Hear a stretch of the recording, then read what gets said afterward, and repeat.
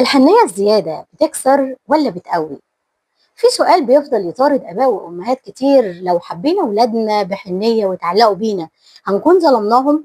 عشان لو غبنا أو فرقناهم لأي سبب من الأسباب هيبقى الوجع عليهم مضاعف؟ طب عايزة أقولك إن الحنية عمرها ما كانت غلط. الطفل اللي يكبر من غير حضن بيفضل جواه فراغ طول عمره يدور على أمان مفقود.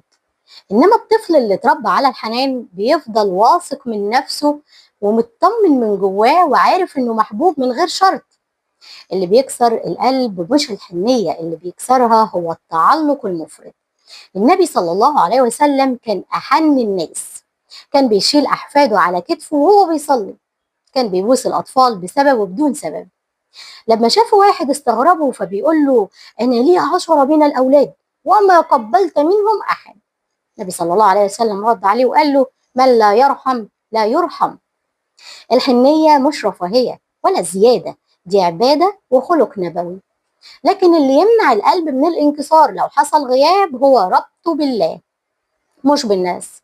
من ربط قلبه بالبشر وجع من فقدهم، ومن ربط قلبه بالله عاش مطمئن حتى لو غابوا.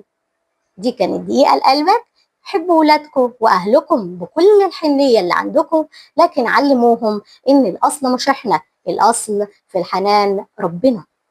حضن ابنك أو بنتك مش ضعف، ده استثمار في أمانهم النفسي طول العمر.